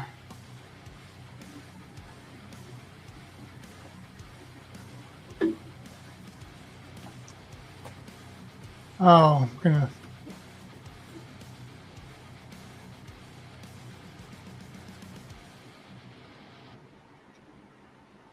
Oh, you have to search it now?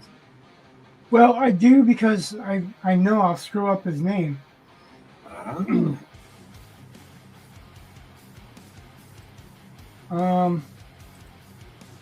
Lionel Francis Yu. I really love his take on the Hulk when you see him fighting Wolverine. His view of his version of the Hulk actually makes him look more monstrous than just big muscled. And this is something that probably is going to be controversial, but I don't think the Hulk should be a pretty boy and laughing ever. Because if he's laughing and he's all looking pretty boy, he should be Bruce Banner because he's no longer upset. And I know that they changed the rules, but that's the original rules, and I don't like them changing the rules. He was designed to be Dr. Jekyll and Mr. Hyde.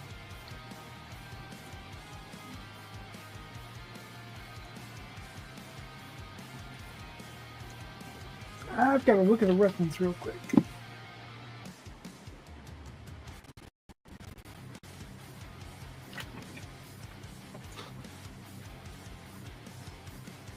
I should probably turn that right side up. That will help. Hey, you know, this is the comic. I know. This is what I needed. probably need to make a copy of that at some point.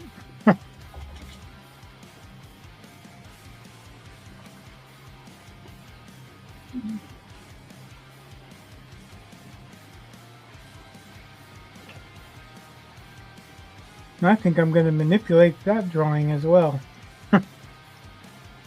Because there's some things going on I don't like. Okay.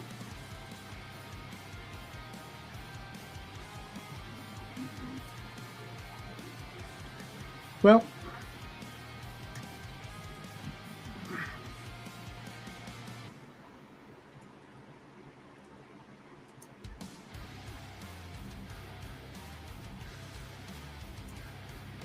what I was doing at the time versus what I'm doing now. I was creating a one-shot thing. I didn't realize he was going to be making an appearance a couple of pages later. So now I need to simplify his outfit just a little bit so that it's easier to reproduce. Okay.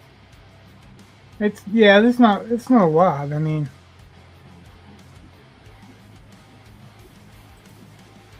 this is a little bit different now. The shoulder pads are different.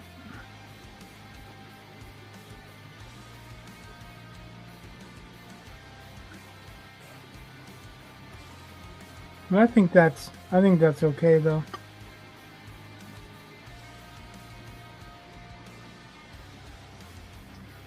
So long as I go back and clean it up, because I think these are easier to draw,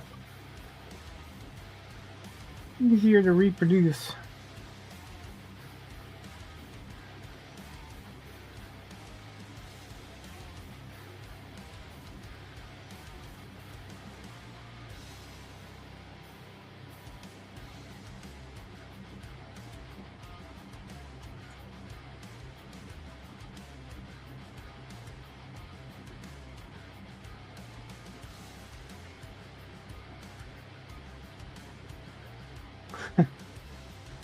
This is the only character really that is manga inspired that we have.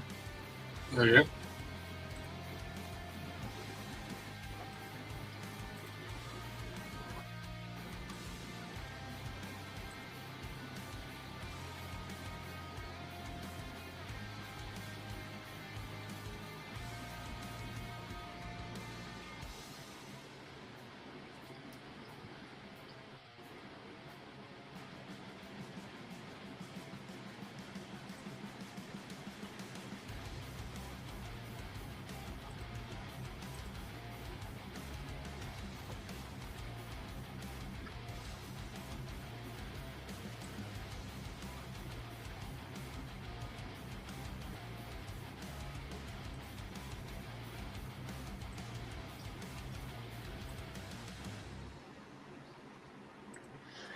No, I think I'm gonna have to redo that.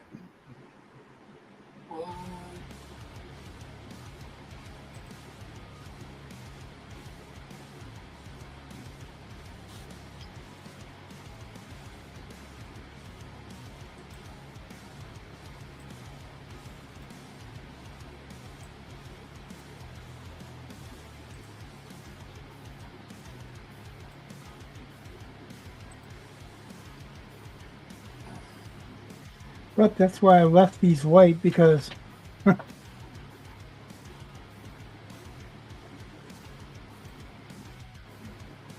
wasn't sure.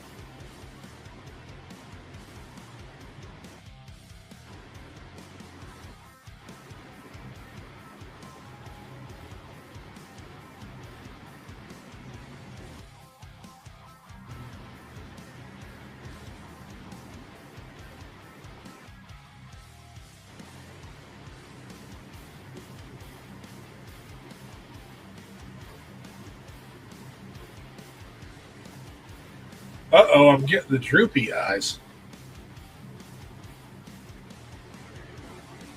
What? It's because I'm an old man. It's late. Oh.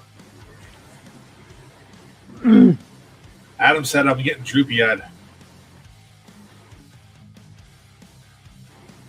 Yeah, that's why we need somebody else I think to it's more talk to do with because the. because Brett usually yawns and quits.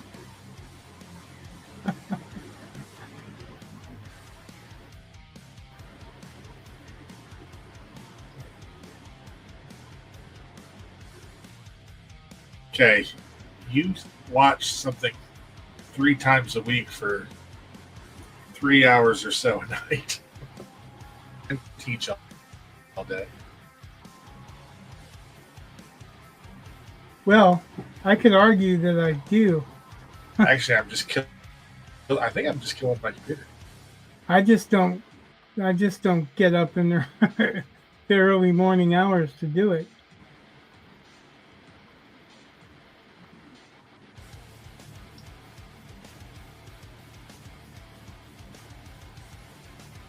What time is it?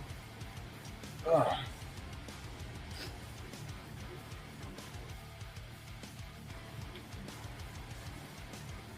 Must not be too close. Eli's not even telling me.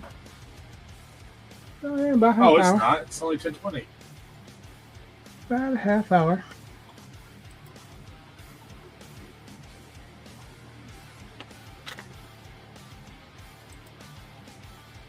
It doesn't help when I don't know if it's because my computer's slow or was slowing down. I don't know. It's still not being fastest. So, like every once in a while, I'd look over at the bottom of the screen, where we can see us, and I would be like frozen, and it would just look, just terrible. Like those wonderful pictures they always get of whatever politician that you're on the opposite side of. They like to take pictures of Oh, I thought you were angry going to say looking or driver's license photos. oh, that too.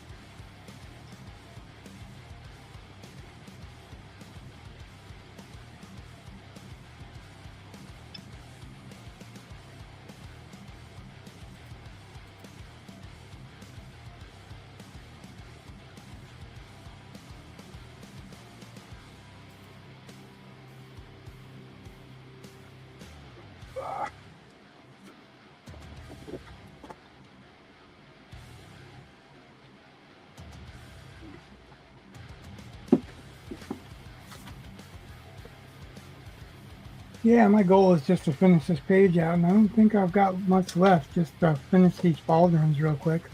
Yeah. I say real quick, but we know that's not going to be real quick. I know it'll be 11:05. Well, Well, hopefully not 11:05, but I guess it could be.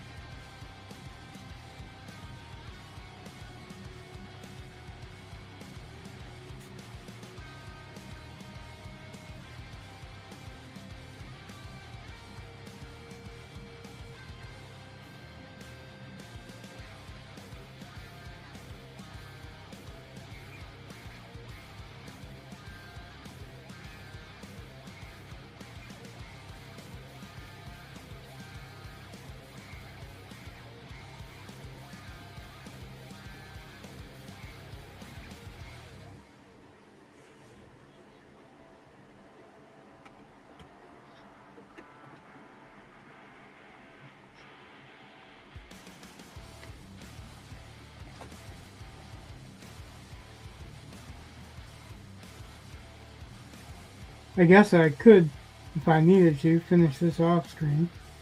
no, I'm no. also still waiting to see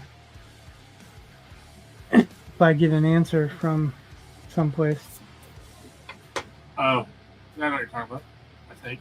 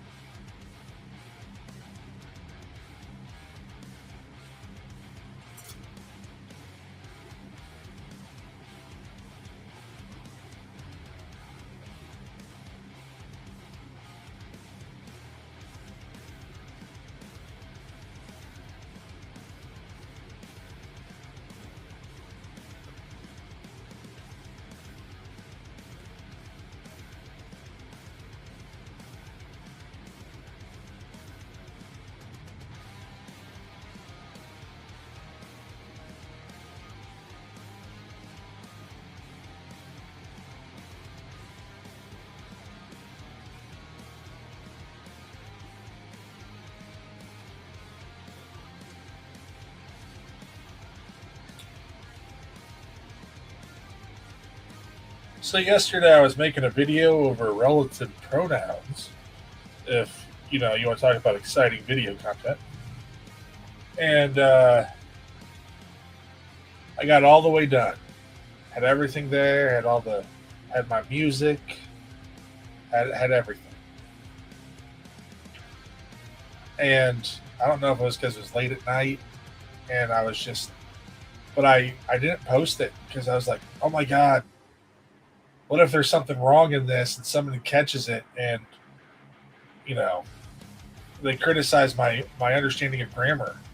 Oh, and I got so nervous about it for some stupid reason. I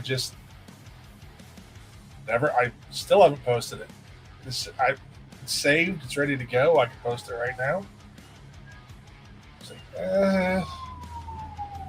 like, maybe I should wait till I'm a little bit more awake and I just haven't had just to proofread it, a little bit. Give a little time to mellow. Make sure I've done it right. Like the stuff with the vocabulary is real easy. I don't worry about that so much. But man, if I start getting into grammar stuff, like I posted one about just your typical personal pronouns. And then I was like, oh God, someone's going to see this and then be like, what about Z and Zer and, all that crap. And I don't know if that started making me feel paranoid about it or not. But then I would just plunk drunken white in front of them. Like, show me Z. Show me Z. Show me Zer. Show me Latinx. Adam, I have a feeling that you can't read tone, but I have a feeling that was a little sarcastic. Because Adam said, just own it and put something into the community. Like, as always, if something is amiss, let me know and I'll fix it. That always goes over well. Oh, okay. He says, nice. My problem with grammar is that you get people, it's not as settled as people think it is. And you start getting into it and get camps. You have the Oxford commas versus the no Oxford comma camp. I'm an Oxford comma guy. So am I. Because it eliminates confusion, and there are places that can be confused if you don't have the Oxford comma.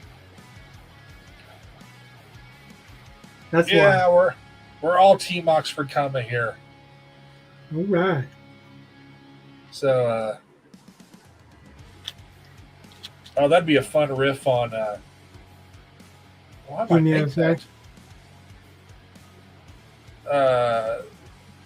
Yeah.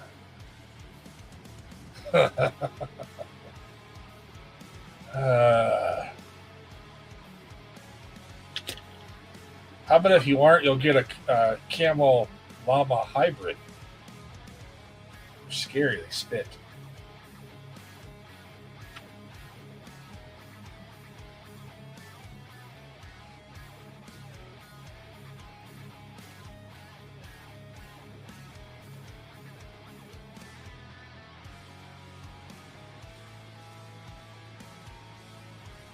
Yeah, that might actually work out well. That might make a good video. Well, I know what I'm doing after stream. I'm going to ignore my physical needs of sleep and see if I can't. Well, maybe I'll wait till tomorrow. Adam, you forget it's almost 11 here. I'm an old man who must go and wake up and teach. Must teach the youngins.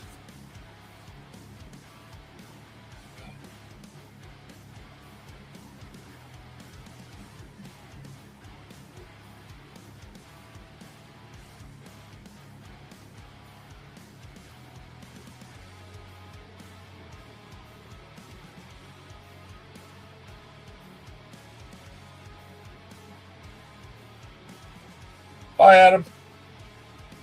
Oh, have a fantastic night. Just lost half our audience.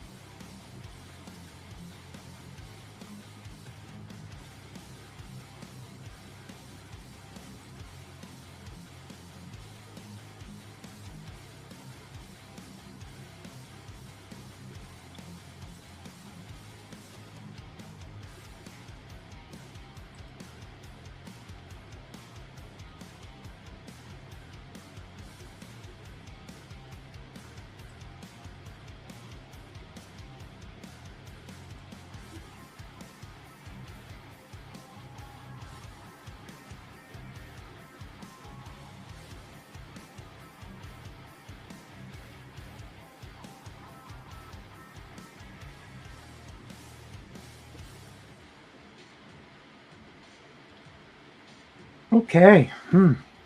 Yeah.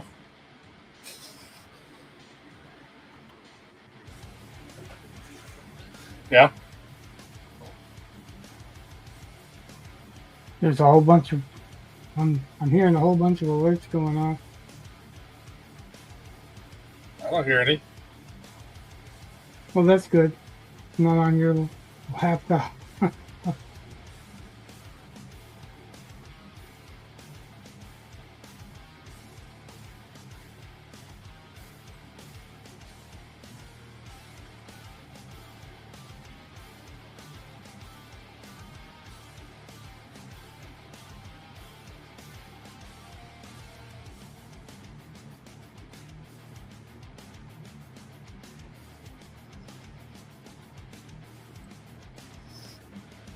If you were hearing them, that kind of disturbed me because they're on mine and they're in different windows. Oh, okay. Oh crap!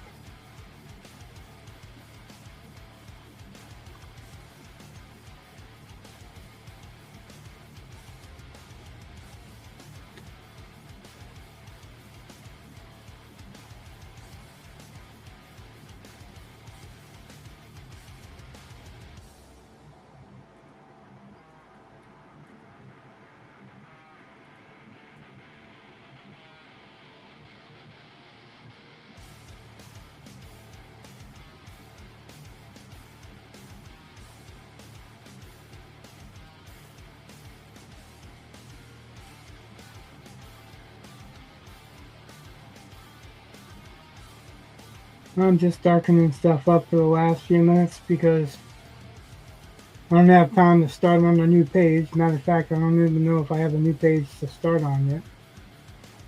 There's one there.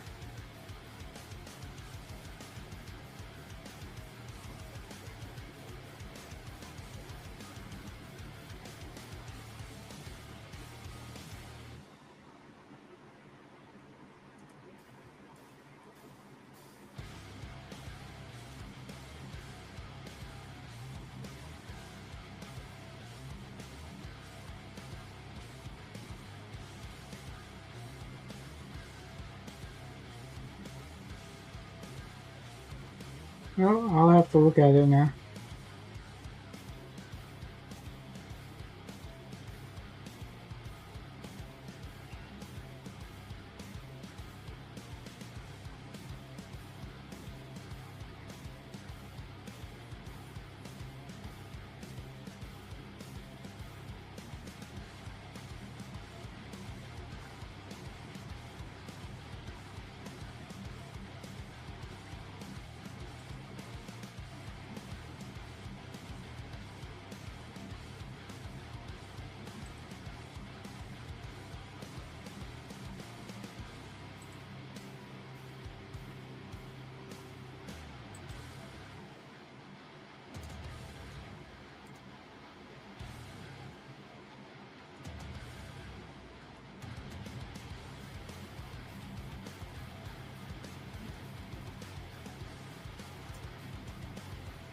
Now I'm expecting a little invasion. Yeah. Yeah, it's about that time. I told you weren't going to be any earlier. I was earlier. What are you talking about? Okay. I told you I'm just doing this to take up time because I don't have enough time to start on the new part.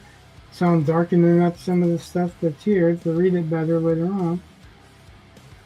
But I didn't have to. I could have just fucking penciled it down.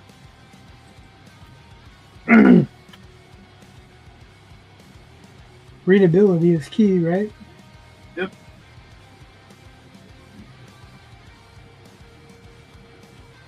Like, I'm not worried about having anything in. The pauldrons are done. They're done right. Actually, I have to do these ones, but but that's a small matter. That's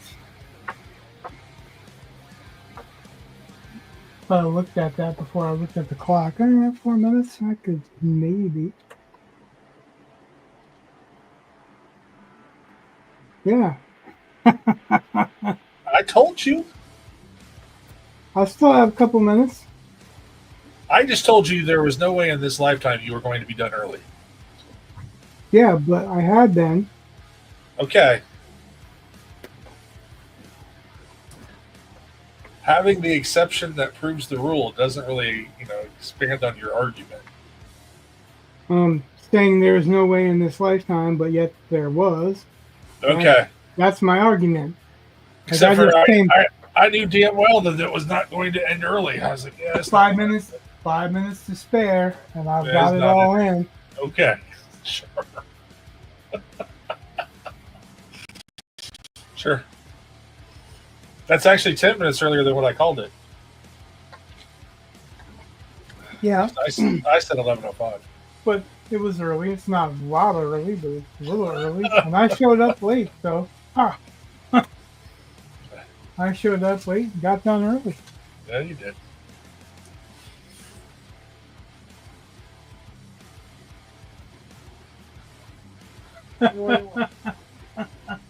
Guess who's waiting in the wings behind me by about 5 feet? Uh-huh.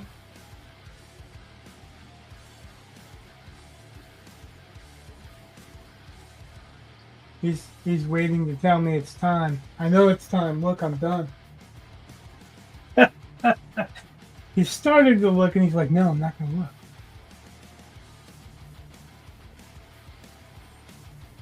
All right. One more page down. Yep. And then page 10. I don't know how long it necessarily has to be. Like we were talking about doing a graphic novel idea, but I'm seeing that a lot of these guys are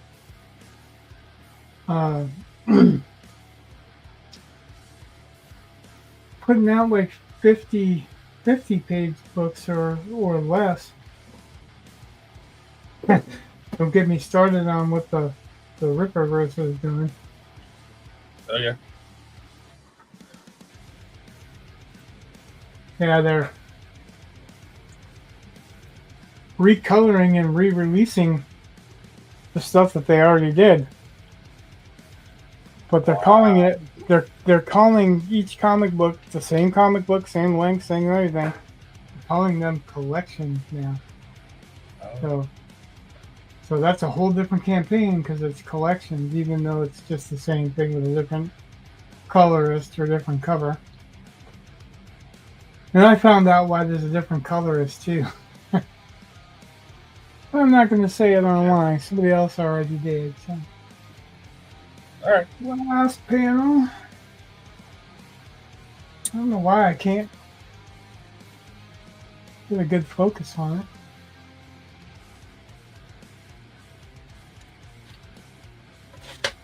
Yeah, the camera's on the arm that bends. So for some reason it just doesn't want to focus down. Here we go. Now I'm dropping shit. Ah, my eraser. Hey, the eraser didn't eject this time. My head. Alright. I wonder if this will be a lot clearer now. But yeah, we're done. With 2 minutes to, well, longer than 2 minutes to spare, but hey, we're just fucking around now. Everybody that watched, thanks for watching. Everybody that liked, subscribed, or followed, thanks for liking, subscribing, and following. Thank you for keeping us company, Digital Tantrum. Good night. God bless. Much love. Peace. More.